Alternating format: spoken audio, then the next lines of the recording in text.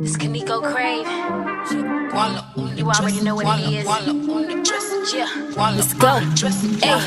Hey, he buy me. Walla on the dresser, walla on the dresser, walla on the dresser, walla on the dresser. I got that walla on the dresser, walla on the dresser. I got that walla on the dresser, walla on the dresser. I got that walla on the dresser, walla on the dresser. I got that walla on the dresser, walla on the dresser. Give me that walla on the dresser, walla on the dresser. I got that walla on the dresser, walla on the dresser. I got that walla on the dresser, walla on the dresser.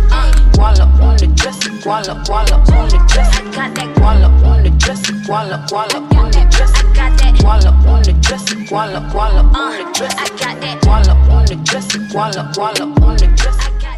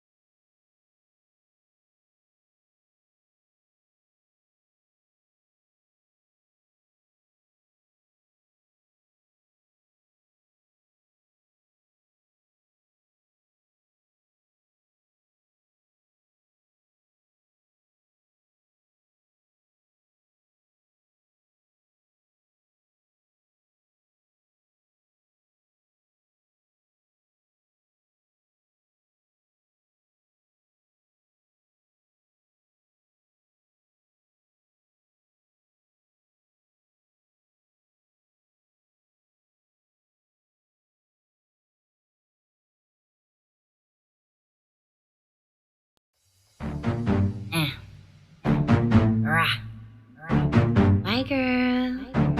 Squad. Jesus. Say what? Fuck boy. You can't fuck with us. Check to the mic. I'ma start bitch. Spotlight on. Fuck a demo switch. I turn a right side. You man on my dick. Tell him I'm home. Bruh, I'm funny. All you broke ass bitches look bummy. Why you talking to me? I don't speak dummy. And don't worry, I don't want your man, honey. Cause he crusty and he rusty. He got no job, he bum dusty. He a straight slob and he musty. I didn't fake J's, must be. Killing them while I'm spitting them. I got venomous balls, straight lithium. No, I ain't dissing them, I'm just shitting on them. He a bum, hell nah, I ain't hitting on them. Shh, quiet down, don't speak, don't make a sound. If I hear about you with my name in your mouth, man down, listen, learn, but your ass understand now. Let me remind you how to act when your man's around. Cute face, good taste, and I rap. How he gonna act right when my ass got him like, wow. But that's nasty. Are you serious? He can't be. See him trying real hard to stay classy, but keep talking and you're gonna get your ass beat. Crash dummy, don't speak, running like a trap meet. Had your man give me good face in the backseat. I be running laps, G, spitting shit fast, blowing up like a pipe in the back. Got a gas leak. I got bricks in the freezer. Swisher with the loudest reefer. When the shit gets real, don't freeze up, cause it's blowing black flags like G's up. That white girl, she crazy. Did she really just say she gangbang? For real? You a G? Boy, don't speak. Who are you to question me? Jesus, fuck boy, you can't fuck with us. Jesus, say what? Fuck boy. Look, if you run in your mouth, you will get put in your place. Fuck acting up behind your back, I'm gon' act up in your face. I know you mad as hell, that's why all you do is hate. Cause your man all in my DMs like, let me take you out on a date, bruh. No way, go away, I got no time for your lame ass today. I'm on a slow grind, go time, paper chase. So mind your business and stay in your lane. Embedded on another level in another place. You embezzled all your bezels and bedazzled them away. Now I'm staring with the devil and I'm staring in his face. Gonna hit him with some trouble and a little bit of bass like, Jesus, what are we that rolling trees up? That green cannabis sativa. They got me all zoned out with a mean mug. Yo, I got bitch face. I don't wanna pop out like a switchblade, but if you coming at me acting all cray-cray, I'ma have to show your whole crew that you bitch made. Silly trick, I don't suggest you do. That's why you talking all that rudeness. That will get your shit split right quick. No, I don't play that shit, cause you ain't gon' think it's funny when I bust you in your lip. Legit. Jesus, fuck boy, you can't fuck with us. Jesus. Say what? Fuck boy.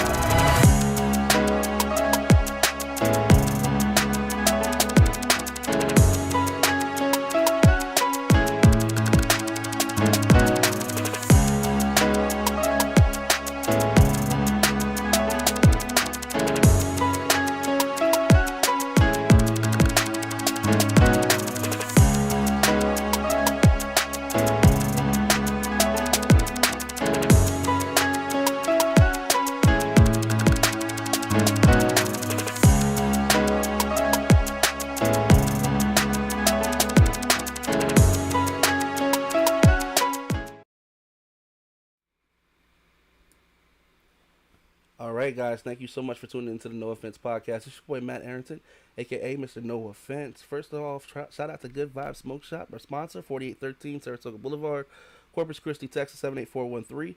Phone number below 361-806-9221 for making this possible. And no matter where you are, hit them up, and I guarantee you, if you smoke, they got something for you. I've been in there. My wife won't let me show you what I've got, but I promise you it's good. All right, so we also are here today because we've got Sarah Buck, aka White Girl, in the building. Y'all know, y'all just heard that. She's up. If that ain't make you feel gangster, your legs is broke. I don't understand. You know what I'm saying? Your ears probably broke too, but you're gonna have to see a doctor. But right now, you're in the place to be. Let me go ahead and bring Miss Buck on the Miss White Girl on the camera. We're gonna go ahead and kick this off for you guys. I'm excited, man. I'm excited. Let's kick this off. Here we go. And we are live. We are live. Hey, what's up? What's up? Hi, everybody. How you doing? I'm sorry. I almost said Miss White Girl. That's because my mom is watching. Listen, Mom. You know what I'm saying? I don't need you to ride me. I'm gonna call her White Girl, but you know what I mean when I say White Girl. She cool White Girl. She fan White Girl. You know what I mean? That, you know. She good. She good. How you doing, White Girl? What's going on? I'm good. Blessed and highly favored, you know? Yes, ma'am. I'm first off, I have to say thank you so much for agreeing to be here with us today, because without you agreeing, we definitely wouldn't be here. And I'm so excited, a huge fan. Obviously, you've got bars, you've got this singing, beautiful voice, you've got a wonderful story, and lately, you know, you've got this thing with TikTok. So we've got a lot to talk about today. We're gonna kick this thing off. We definitely do. I got some personal beef, I feel like, right now with TikTok. Oh man, this is gonna be. Last 4 days, I legitimately have probably sent over 300 emails. I haven't given up hope yet. Like, I'm still sending tickets every hour. I'm still sending emails. I'm finding other people to email because it was my life. You know, I put so much time and dedication and money, you know, and everything to build that platform, and to see it just gone at just shy of 1 million, like man, it's one of the most disheartening things that's ever happened to me. I can only imagine what that feels like. If we can, let's start before, you know, the TikTok, because like you said, it was right under 1 million, and I just want to, you know, if we can, the audience to feel that energy, you know, building up to what went into developing the profile, being consistent with your freestyles, being consistent with your schedule and posting and everything that went into it. What led you into finding TikTok? As we all know, it's not the oldest social media platform. Right. How did you get such a jump on it, and what led you into putting the time and things that went into the time and energy that went into TikTok? Right. Well, for a long time, Facebook was like my main social media platform. That's where my first video blew up and went kind of viral at like 100,000 views, which to me at the time, I mean, I bawled like a baby when it hit 10,000 views. So I had a fairly large following on Facebook already, not only for my raps, but from telling my story, and preaching about addiction and things like that. I have a lot of die-hard followers who have been following me. I mean, even through a couple jail bids and everything, like they haven't went anywhere. And everyone was telling me, you should make TikTok. You should be on this app. They would love you. Like this app is literally so for your personality. You're funny and you're musically inclined. And they were telling me, for a while. And I was like, I don't know, because I never really got into them musically or, anything like that. So I made a TikTok and I was like, you know what? We're just gonna see. We'll see how long it takes. And I kind of started it as a challenge, like, all right, let's see how fast I can grow my page. Within a couple weeks, I had 10,000 If I followers. if I can So stop you right there, where are we historically? Like, where are we? Like, what year is this this? was just I posted right before the pandemic Okay. hit, like March of last Okay. year was when I started posting TikTok. Okay. So less than a year, I was gonna hit 1 million, and that was like a huge milestone, for me. So it was back March, and then with the pandemic hitting, I was able to focus a lot more, time in it because there wasn't really anything else to do. Um, and when you get TikTok is an addiction, because you never know. The algorithm is weird. You never know which video it's going to grab. And then when you have one that blows and you start seeing it growing, it literally does almost become like an addiction. I'm like, okay, maybe I can go viral. Let me try to do this again. And I just was posting more, and I didn't really rap a whole lot in the beginning. Honestly, I don't know, I just didn't think that it was what was going to get me noticed. I'm not sure why I was thinking that way, but I was just doing a lot of funny things and a lot of dancing. Um, and then my Black Lives Matter video blew up in around about June. And when that blew up, I think I might have had somewhere around 100,000 followers. So March, April, May, June, in about 3 months, I had grown maybe a little less, maybe like 50K. Um, and then that video blew up and it went mega viral. I mean, 50 million views over all platforms. Niecy Nash shared it. Vivica Fox shared it. Ricky Smiley shared it. And the followers just started coming in after that. And then I had, Sorry, I no, it's just I know as you're going along. I hate to interrupt you because I can definitely see the energy, but just in these moments, I just want to capture those bitter. How did you feel when you woke up and you saw Vivica Fox shared your post, Ricky Smiley shared your post, these big name celebrities have gotten a hold of your video and they're sharing it. They're showing it. You know what I'm saying? They're standing behind what you're saying. How did you feel?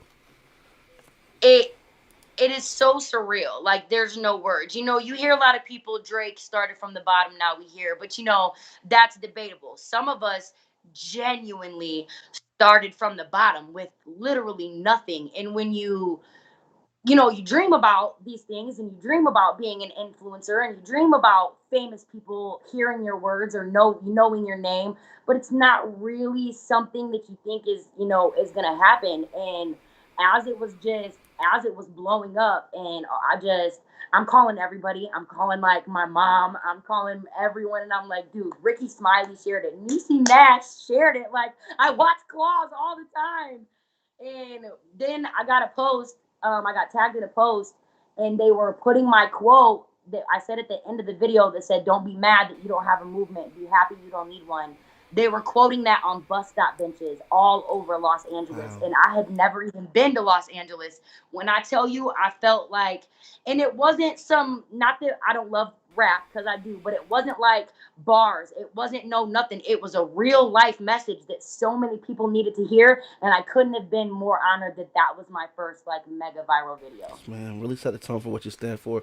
It really also set the tone that you communicate really well. You choose your words really well, which you actually show a lot on your Instagram as well, with your TikTok. You had these videos where you were showing off your massive vocabulary, but the way that you were doing it, you never broke flow. It always fit. It was perfect.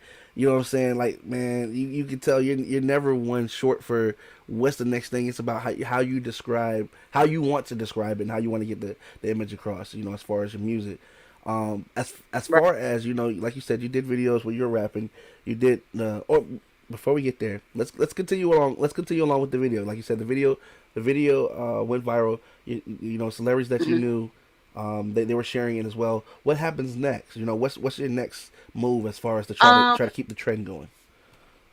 And then I spoke on. I wasn't really trying to capitalize on the trend per se because, you know, Black Lives Matter did become a trend across lots of social medias for a while, but the amount of hate that I started getting, I mean, people were literally telling me that they were going to show up with people to my home, that they knew where I lived, like white people who were, I mean, infuriated that how dare I speak up, you know, for people who are a different color than me. So for a while I continued on with the snapping back with people who were telling me, you know, that white privilege was not a real thing. So then I started sharing my own stories about, you know, growing up in the hood and seeing white privilege myself, you know, in firsthand.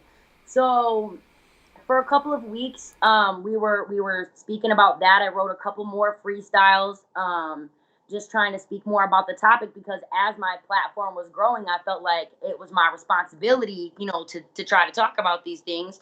So my page kept growing, and that I think really is probably kind of what may have sparked everybody's, you know, piqued their imagination as far as I was a rapper, because when I did my George Floyd freestyle or what have you, that blew up, and then the rap challenges and stuff kind of went from there. Speaking of which, just really quick, hate to interrupt you, but as we were speaking of Black Lives Matter, I do want to shout out to my boy Chris Jackson, our promo. He's in the chat. He's watching. He said you're fire. He said do me a favor if you can check out this Black Lives Matter EP that he put out as well. He's a big fan of yours as well. And I just know what relationship we had. If I let that slide, man, my phone was gonna keep going on for the rest of the interview. So I wanted to make sure I got that too. Right. I'll check it out. Thank you so much for being a fan. Yes, ma'am. So from there, like you said, and you, like you said, it was a pivotal time, especially everything that was going on last year. And thank you for speaking out. You know what I'm saying, on our behalf, because, like, you know, not everybody chose to do that. You know what I'm saying? That's real.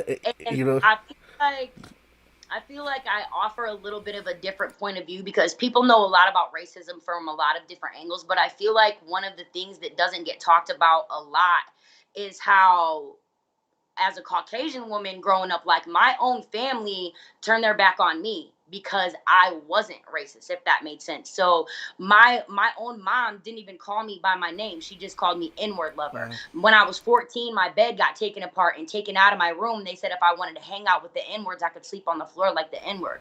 So now, at 16 years old, at a very pivotal time in my life, I felt like, you know, I'm not black, obviously. So as much love that I got from the black community, I will never really belong there. And I didn't belong in the white community because my own people were turning their back on me because I didn't believe in hate. So that's actually where I got my name, White Girl. And there's been a lot of debate about whether I should change it or whatnot. But, you know, my family weren't people who were related to me. You know, they were black people. They were people from the hood. And I heard that white girl more than I heard Sarah. And then when I started rapping, that's when the hate started coming. Oh, this is just a white girl. This white girl ain't never gonna make it. And I'm like, okay, well, let me take that label that you're putting on me and let me show you what this white girl can do. Hey, you definitely took it and ran with it. Man, that your brand, White Girl, 574 White Girl. You know what I'm saying? It's synonymous with great MC, great lyricism, great. You know what I'm saying? If you've ever seen her videos, man, if you don't know who she is right now, you're welcome. Because I'm telling you, this day is gonna change your life. You need to go check out her profile. You need to. I just feel sorry for you that you couldn't see everything that we were able to witness when she, at TikTok before they decided to throw their little hate and shade on it. Because I'm telling you, her videos, you never get tired of watching. It becomes an addiction. You know what I'm saying? I don't know how to properly work TikTok, but I do know how to follow. And I do know how to get to the next video, and that's what you gonna do. You know what I'm saying? When you see her, she takes any beat, destroys it. It's not a competition. You know what I'm saying? I'm just being honest with you. Matter of fact, I saw that you were at one point you were doing the duets. What TikTok allows you to. I don't know if it's to spectate what one person's doing. You know what I'm saying, while they're doing their scene or whatever. But I saw that there was a couple times where people were like offering a challenge, or I guess you make a beat or something together, and every time I was like, damn, she killed it again. Damn. Like, you know what I'm saying? It's flawless. Not to mention you sing as well. I do a little bit. So where has all this musical ability came from? I know I get, the writing and things like that before rap, but the whole package, where did you fall in love with music and decide to pick this up and run with it? Well, I really became a rapper accidentally. I never thought I was going to be a rapper. My whole life, I was singing, I was singing before I was speaking in full sentences. And I've always loved music, and I've always loved hip hop. I tell everyone, like, I can remember the exact moment when my love for hip hop was like sparked. I was like 7 years old, spending the night at a friend's house, woke up in the middle of the night to go to the bathroom, and her TV was on BET. And Ghetto Boys, My Mind's Playing Tricks on Me, that music video was playing on TV. And as a 7-year old, like, that video was creepy to me. And he was telling a story. And I was just like, I just remember being so drawn in by it. And that is when, like, my love of hip hop started, and I started appreciating it and the words and the lyricisms. But I never really thought that I would be a rapper. I was still like way more focused on singing. And then actually after I lost myself to drugs for a little while, when I got sober, that was when I was trying to fill up all of the empty time that I had that I was using for all the negative things. I was trying to fill them up with more positive things. So instead of hanging out with those people or doing those things, I would write or I would whatever. And I was joking around and I wrote Let's Be Honest one day. And it was just, for fun. And my friend Drew, who actually isn't even with us anymore, RIP, bro, he was like, you got to post this. You have to post this on Facebook. And I was like, no, I'm not a rapper. Like, and he was like, no, that it factor, whatever it is that people talk about, you have it, bro. You are better than Iggy Azalea. You are better than Half. Like, you got to post it. And I did. And it went from, 1,000 to 5 to 10 and to 100,000. And the next thing I know, people were hitting me up like, yo, I need to book you for a show, blase whoop. And I literally had only wrote that one rap song ever in my life. So I was like, okay. And then I wrote G's Up, which was the second rap song I ever wrote. And then I wrote Save Me, and it just went from there. Speaking of which, G's Up, because the audience was able to hear that in the beginning, it does have a bouncy overtone to it. What I mean is that if anybody has a little brother or sister, you know what I'm saying, like that little brother or sister that what I call that scrappy do. You know what I'm saying? They gonna always keep coming back with it. You know what I'm saying? That's the kind of overtone and the fun bounce that it has to it. And I loved, like I said, how you transitioned in the song, especially in the beginning, where you got like this kind of sarcastic. It kind of reminds me of like Eminem back in the day when the Hi My Name Is. It has that kind of sarcastic overtone at first, where you're like, yeah, I'm trying to be classy because you keep talking, I'm gonna get your ass beat. You know what I'm saying? So and even the bars, you know what I'm saying, from you so I got bricks in the freezer, I got switched with the loudest reefer. Like the way that you rode the beat, you did it perfectly. I don't know any other way that it could have been done any better than the way that it was done. It was definitely White Girl. You know what I'm saying? That was definitely an anthem. And even as we were promoting it, I think that bounce in the beat and how you wrote the beat really helped to even capture people's ear to look at the promo. You know what I'm saying? It's just wonderful. That attitude that you have when you're writing, what goes into that? Is that, do you set out to write a certain song, or do you just pour the emotion that you have at the time into whatever you're doing? Um, Really, it switches up a lot. Majority of my songs, especially the ones that I wrote back then, they all started off as poetry. You know, like "Save Me" and "Fuck It," which is on my YouTube, and all of those. I used to carry around a book with me all the time, and I would just write poems nonstop. And then I would like find a beat on YouTube, and I would, just spit that. So, but when it came to like G's Up, it was a matter of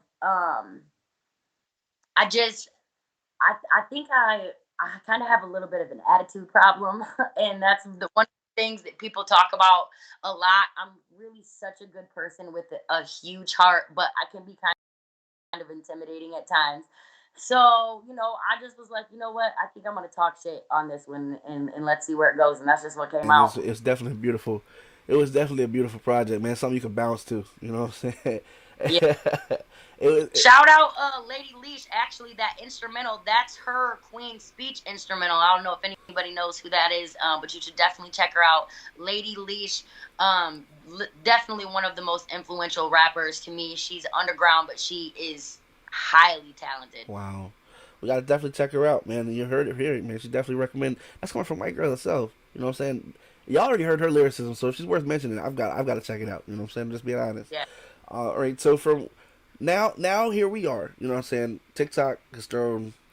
How did you feel when the last time you logged in, your profile was there, and then now, what happens from here? Where do we go Well, from here? I feel like a lot of people, they think, oh, it's just TikTok, it's just clout, it's just followers. A lot of people don't know, like, TikTok pays my bills. Yeah. I am an influencer and a content creator. I don't work a regular job. I do music and I do TikTok. So that's almost 100% of my income right there. And so that is the first initial blow. You're thinking, oh my gosh, it's a pandemic on top of everything. Please don't let this be the thing that makes me lose everything that I finally obtained. But I made a video when I talked about, imagine going and buying a Powerball where you guess all of the right numbers and then you lose the ticket, or going to college and for years to get a degree, and then right before you graduate the college goes bankrupt and your credits don't transfer. Like, it's not just a little bit of clout, it was my life. So the night before, young Baddie, who is a girl that I'm doing a little rap battle with on TikTok right now, she had posted and they banned her. And she reached out and was like, they banned me for no reason. And I was like, oh my goodness. I tried to help her get her page back, and she's got like maybe 100,000. And she was like, thank you so much for your help. I said, don't worry about it. I can't imagine what I would do if this happened to me. The very next day, it's like I jinxed myself. I woke up instantly because I always go to TikTok first, and I was logged out, and I knew as soon as I was logged out something was wrong, and I started praying like, please, please, please. And I opened it up, and it was like, your account is permanently banned for violating guidelines for nudity and sexual activity. Now, if you watch my page, and people that watch my page, you know the type of content, and this is my life. So I really don't even push the bounds like so many other creators do. I don't even do half the trends because I don't want to risk it. And I have so many haters and people that don't want to see me succeed. They report my content all the time. Literally every single video I post will get reported for no reason. 9 times out of 10, TikTok will give it back. And they're like, we're sorry, we made a mistake. So at first, my heart dropped, but I wasn't really panicking because I'm like, okay, this is so obviously a mistake. There is no way possible that I posted something that was worth me getting permanently banned. So I appealed it, and they said they would email me back. I waited a couple of hours, was trying to build my backup page because I went to do that like instantly. And I was sitting here, and my email went off, and they were like, after reviewing your page, it's determined that it will remain permanently banned due to nudity and sexual activity. I cried. I literally dropped my phone. I started bawling. Like, it's so hard not to feel like this is the end. Like, damn, all for nothing. Oh. So I was in a dark place for a little while. I'm like, what's the point? I fucking give up. But that's not me. That's not my style. I've been through so much worse stuff than that, and I'm like, I can't let this be what makes me throw the towel in. Not after everything. And most importantly, I can't let my haters win. Like, I'm the type of person that's I'm gonna fight for mine. And now this is part of my story. Now, okay, y'all are about to see me come back even harder than before. I'm a firm believer that everything happens for a reason.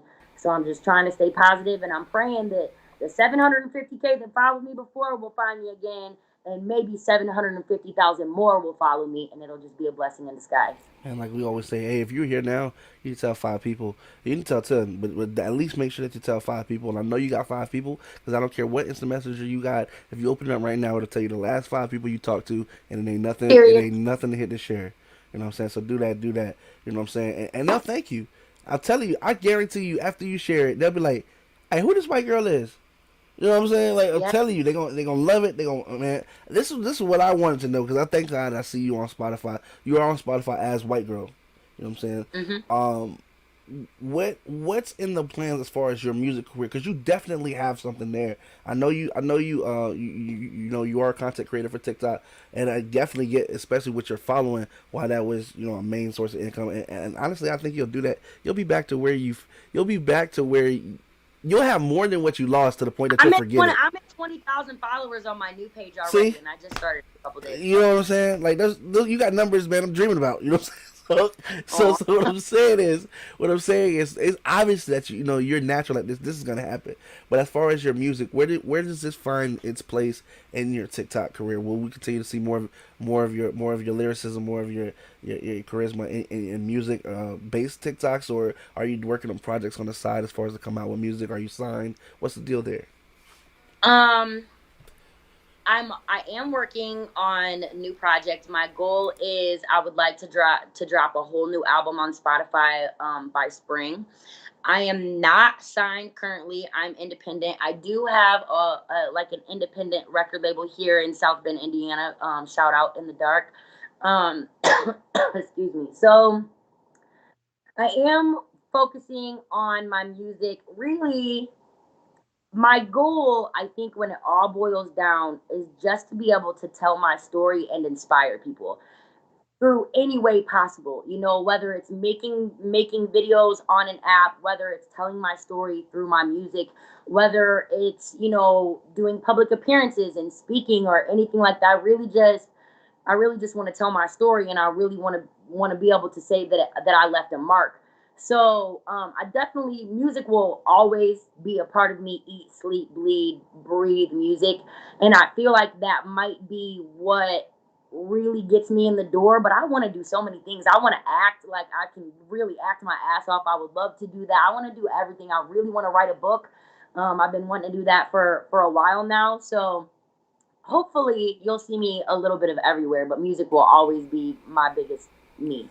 We're definitely glad to hear that, and we definitely can't wait to see where things go. The fact that you are a motivational speaker and that we do have you here, let me ask you, because of the audience that you have captured and you have at this time, what would be a message that you want them to understand that you stand for, and no matter what, if they leave this interview, what do you want them to know about White Girl and how they should live their life according to your outlook? If that makes sense. It does make sense. From where you are now, let me put it that way. As far right, it would be so. It's hard for me to pick or to say like one, because I have so many different things that I consider to be my platform. Like, I preach about loving yourself and body confidence a lot. Some people may or may not know this, but I was on pH for a while, which was controversial. But thousands and thousands of women hit me up and was like, you literally gave me the bravery to love myself and love my body. So I speak about loving yourself. I speak about the street life and how there literally is only two outcomes, a jail cell or a casket. Like, that's it. I speak about addiction and how we do recover. But if there's one thing that I, would want people to take away, like when it comes for me, is just like to persevere and to never give up, no matter what life throws at you, no matter what obstacles it is. This too shall pass. Nothing lasts forever, not even a struggle. Amen, amen. And this is definitely something that it's one thing to hear somebody say something, but when you see them living it and preaching it and walking it, especially as you are doing, now recovering, and like I said, it's admirable to see. I looked one day in the TikTok I haven't deleted, and I was like, oh shit. But I looked and I found that because okay, and that's another thing too. I noticed that your new TikTok has changed. It's not the same name. Obviously, it's different. You don't have 574 in front of it anymore. It's Right. different. You want to go ahead and give them that as well. My new. I actually have 2 pages now because I've learned my lesson and I will never let this happen again. I will constantly be growing 2 pages at all times now. So my main page right now is White Girl Got Bars with a Z, BARZ, all one word. But I do also have 574 White Girl Backup, and there's not a lot of activity on that page right now. That's just like worst case scenario. But definitely go follow White Girl Got Bars. That's my main page. That's the one that I'm posting on right now that we're trying to build back up. And definitely everybody can go into the TikTok app and hit those 3 buttons and hit report a problem.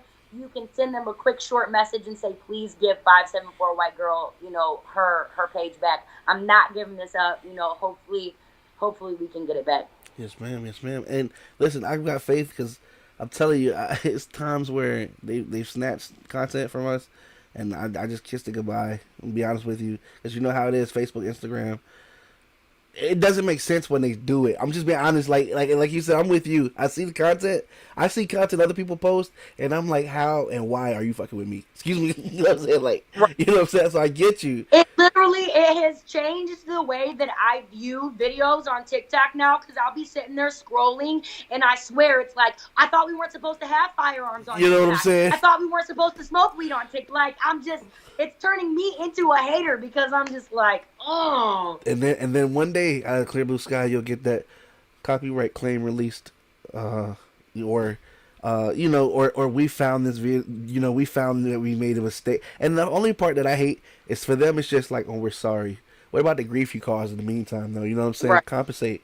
You know what I'm saying, for that shit. You know what I'm saying? Like, so. Yeah, because this is literally people's lives. My biggest issue really with TikTok right now is that they haven't even told me what it is, what video supposedly got me banned. I didn't get a notification that was like, this video was reviewed or was removed. It just logged me out. So I'm like, okay, if I broke the rules, can you at least tell me where I broke the rules so that I know not to do it again? Or at least give you the option to why not just remove that one video? Man, or ban me from going live for an X amount of time, or I feel like that escalated so quickly. Like, there were 6 or 7 steps in between there that you could have did, TikTok. But lots of people are saying, it's because I'm not verified. That was the next big thing. That's what I was working for, was to become a verified content creator. And I do see that the people who got that little blue check mark, they literally can post whatever the fuck they want. So we'll see what happens, I guess. Well, I guess it looks like we know what we need to work on next. And like she said, hit those 3 buttons, man. Let TikTok know what's going on. I mean, at the end of the day, what are they without a subscriber? So I'm telling you, you got more power than you think you got. Go ahead and use that voice for something. We make that app what it is, you guys. Like, us content creators, that's what I'm telling them in emails. Do you know how many thousands of people have literally downloaded this app just to watch me? Like, I am the only reason that they're here. I help make your app great. Why would you not want me here? It's $1 million question. $1 million question. Hey, we definitely hope that you get the answer. And honestly, like I said, if you're here now, make sure that you share. Make sure that you actually yourself go and follow, because I know y'all got TikToks. If you here, I know you got a TikTok, damn it. You know what I'm saying? So if you're here, make sure you tell at least 5 people. That's the least you can do. You know what I'm saying? It would be a big favor, honestly, because consider it solid. I owe you that. You know what I'm saying? So, before we go any further, you know what I'm saying, I do have to make sure. And let me ask. We normally have a no offense banger, and I'm gonna pose it to you because in this situation, I'm curious as to what your answer would be. So we have on the show where we ask everybody we interview, which makes it officially a no offense interview. It's called the no offense banger, and the question is, if right now, if your phone was to go off and you don't recognize the number, but you have to pick it up, it's just itching you. You gotta know. When you pick it up, it's the best call of your entire career. Not just where you are, not just some good things that happened lately, but what will eventually be known as the entire legacy of White Girl. You know, tell us who's on the phone and how that conversation goes. It's your world. We're just living in it. Let us know. It is definitely Tech Nine who is calling me. Strange Yeah, music, Tech Nine. Tech Nine. What? Tech Nine. Yeah, it is definitely Tech Nine, and he is telling me that he sees something in me and he would like to, because honestly, I'm probably gonna try to stay independent, but if there is a record label that I would think about signing to, it is definitely Strange Music. The Bat and the Snake. Um, I love Strange. Yes, sir. Yes, ma'am. yeah, yeah, most definitely. He's one of my probably my all-time favorite rapper other than Tupac, but just business wise, everything that he stands for lyrically cannot be touched. He's so versatile. Lots of people don't even know that Tech Nine is in a rock band himself. Like, he's very versatile like me. And I feel like if there is anywhere that I could be myself and shine and take over the motherfucking world, it would be Strange Music. Hey, they definitely have. It's called strange music for a reason. I love strange music. It's definitely there's nobody like strange music. I love strange Mm-mm. music. I love strange, and you're the first person to say that. I'm glad you said that. I've never heard Tech Nine on the show. I'm a huge Tech Nine fan, and I'm hoping that you get that phone call because a Tech Nine and White Girl, a track. Whoa, wait. That What? that literally, the world would never be the same after that. What? Never. Oh my god! Oh my god! I mean, man, I don't know. I might break my stereo playing that, man. I'm serious. I'm serious. Yeah. So, going forward, I've got a couple more questions, and then we'll be able to let you go. I definitely appreciate you for rocking with us today. The first going forward is, how can we make sure that we follow you on all platforms? I know you're most active on TikTok, but just so we know we're in the loop, in case there's anything that we can catch if you happen to do any performances, any events where you might be speaking, anywhere where you might be able to come out and interact with you. How can they follow that and get that information? Okay, well, like we just talked about, you can definitely follow me on TikTok. My new page is White Girl Got Bars. You can find me on Facebook. I'm very active on Facebook. My name is Sarah Buck, Buck, but you will see that I have multiple pages because, like I mentioned earlier, the hate is real, and I also get put in Facebook jail quite a lot for people reporting things. So, you can look me up on there. You can look me up on YouTube, Sarah Buck. You can look me up on Instagram, 574WhiteGirl, and definitely make sure you are following me on SoundCloud, just White Girl. There it is. There it is. Our second question will be based on your experience today at the No Offense Podcast, and we do expect you get busy. You are a content creator. You white girl. You know what I'm saying. Your music comes out, people banging it. Your videos comes out, they watching it. So we understand you're gonna be busy. But if you have a slither time in the future, would you be willing to come back on the No Offense Podcast and let us know what's going on with White Girl from today and going forward? I I would absolutely love to. I would like to come back multiple times. I would like you guys to watch, me grow. I would definitely love that. I love the energy. I love the vibe. Oh man, that makes my day, man. I'm gonna hurry up and get off this camera if I start doing my happy fat man dance. All right, so my third and final question, Miss White Girl, and it has been a privilege. Would you do us the honor of introducing the final track that we'll leave the audience with today? I most definitely will. All right, you guys. Thank you so much for tuning in today. I am Sarah Buck, also known as White Girl. This single is called My Bad. It just recently dropped. Go check it out on Spotify and iTunes. And the music video is definitely a movie. Check it out. My Bad, White Girl. There it is. Thank you so much for coming through, White Girl. Until next time we meet, and the next time we said, we wish you nothing but blessings, success, and you take care. You too. Bye. All right, guys, this does conclude our interview today with White Girl, we definitely appreciate you for being here. We know you could be anywhere in the world, but you chose to be at the No Offense podcast. So for that, we definitely appreciate you. And thank you again for being the realest audience online. Thank you again, Ms. White Girl, for making this appearance. Thank you, Chris Jackson, for being in the building. And thank you, Good Vibe Smoke Shop, for making this a possibility. Until next time we meet, guys, don't wait on the world to change when you can change the world. Please subscribe to the channel. And like she said, this is My Bad by White Girl. We are out.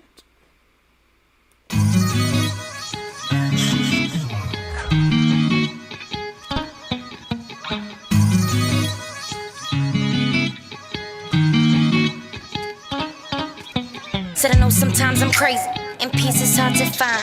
And I know that I push you to the edge and I make you lose your mind. I know that sometimes it may seem like all we do is fight, but boy, I swear I got this feeling like it's all gonna be alright. I don't like to feel emotions, so I bottle that shit up. And then you have to fight to climb these highest walls that I put up. And I just can't get it right, so I get tired and I give up. And then you chase me, call me crazy, swear my attitude is. Then we keep going back and forth, and now we going round and round. I snap and you react, and then I just start breaking down. Cause I'm haunted by my past, but you keep writing it out and prove to me you got my back no matter what, you held me down. And that's my bad, guess I'm unstable, cause I make you mad, and I turn the tables. And that's my bad, call me psychotic, and I know I'm crazy, but I try to stop it. And that's my bad, and that's my bad, and that's my bad, and that's my bad, and that's my bad, and that's my bad. I know I'm crazy, and that's my bad. I feel so disconnected and misconcepted, but you gotta understand that I've been neglected. It's been reflected on a misconnection, and I'm acting on saying things I'm regretting. So complicated, so frustrated, got you feeling underappreciated, alleviating all the debating. Cause no matter what, I know you never keep me waiting. No matter what I do, I always end up alone.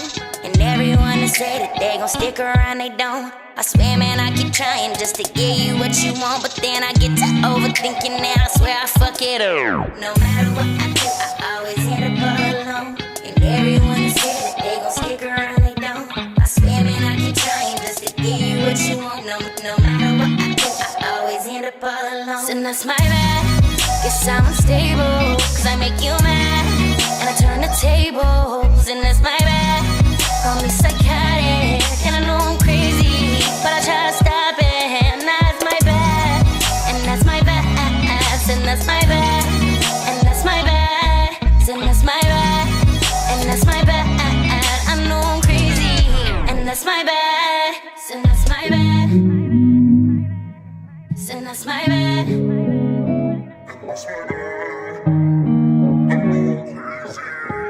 Crazy, yeah, baby, and that's my bad. Oh, said I'm sorry.